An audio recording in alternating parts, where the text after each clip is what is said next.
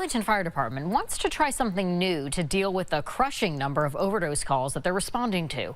New at 6, Catherine Huntley explains how they plan to take their plea to the City Council tomorrow night.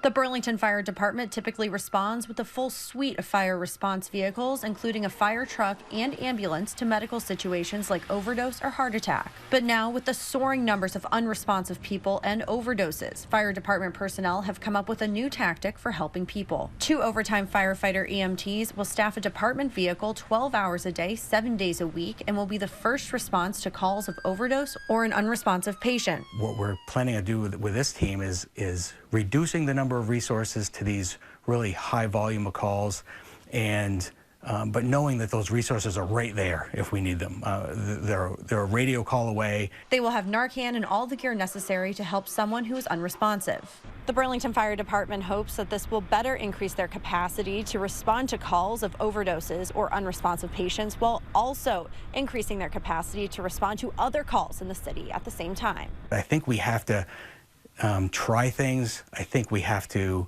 kind of be bold in our efforts. Firefighter John Husbands will be one of the firefighters staffing the community response team vehicle. He says working more overtime is all about balancing home life, avoiding burnout, and the need to serve the community.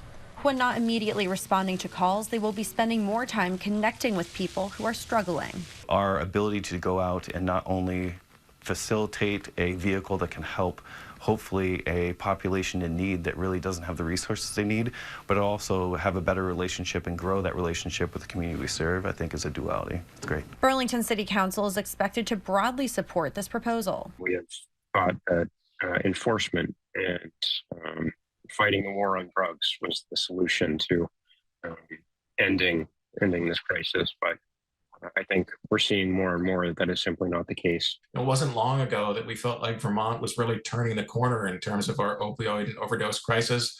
But with new, stronger drugs, here we are back again. And we're having to do this new and creative work to get it back under control. They hope to use nearly $200,000 of opioid settlement money to fund the extra overtime. In Burlington, Catherine Huntley, Channel 3 News.